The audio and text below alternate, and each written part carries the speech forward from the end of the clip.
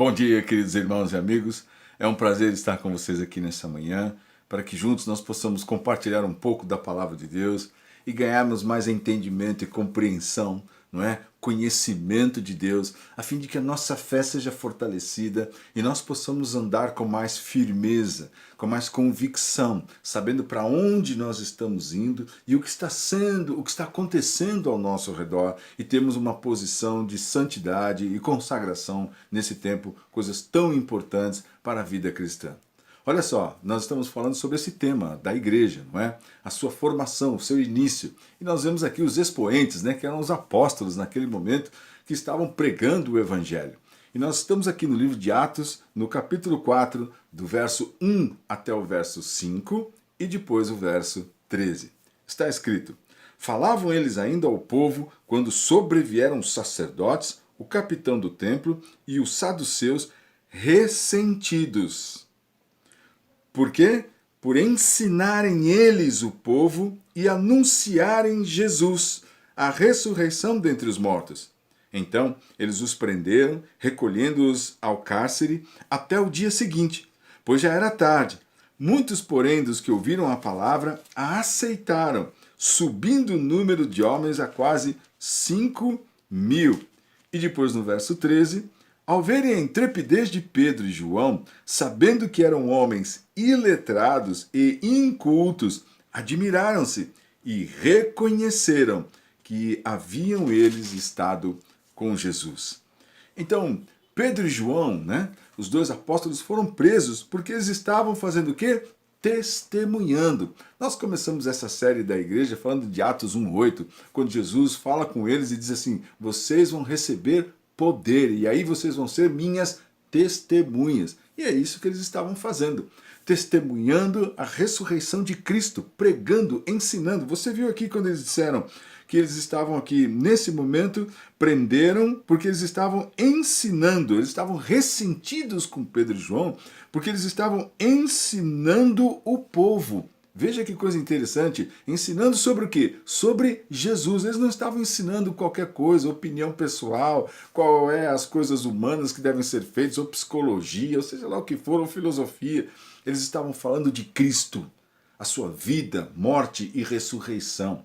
E aqueles principais sacerdotes, os líderes religiosos da época, estavam ressentidos, estavam feridos, ofendidos. Então o que mandaram fazer?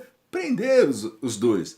E Pedro e João, então, foram presos, não é? Foram recolhidos no cárcere até o dia seguinte. Muitos, porém, que ouviram, veja, muitos, porém, que ouviram essa pregação, se converteram, se arrependeram, está escrito aqui, aceitaram essa mensagem. Aceitaram a mensagem do evangelho e se converteram, subindo o número, né, daqueles que haviam se convertido a cerca de 5.000 almas.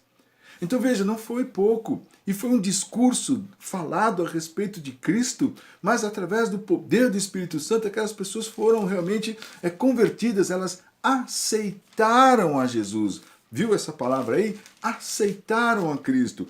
O que é muito interessante, né, nesse momento é que quem era Pedro e João? Veja só, no verso 13 ele diz assim: ao verem a intrepidez de Pedro. Pedro era um homem inculto, como está escrito aqui, vendo a intrepidez de Pedro e João, sabendo que eram homens iletrados e incultos, se admiraram.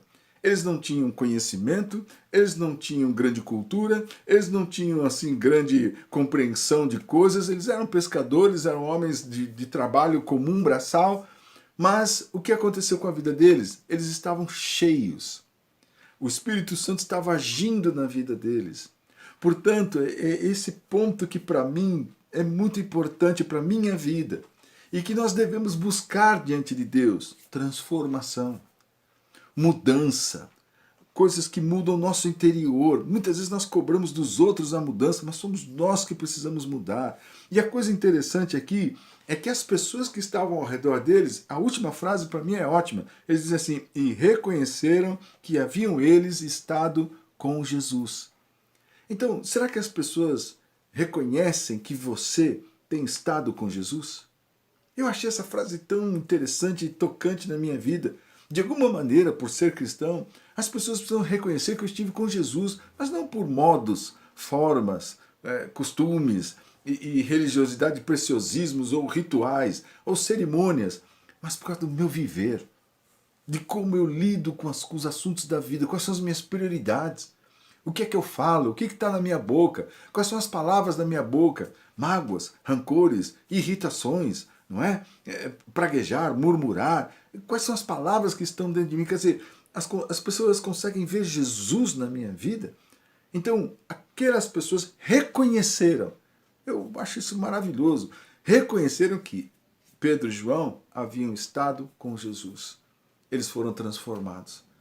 Que nós possamos viver essa essência do Evangelho, transformação, mudança. Claro, não é mudança humana, não é mudança, como eu disse anteriormente, cerimonial, ritual, de usos e costumes e sociais ou de obrigação, mas uma mudança no meu interior. Que essa mudança ocorra no seu interior, que você busque essa transformação na sua vida, para que, claro, né, as pessoas possam perceber que você tem estado com Jesus.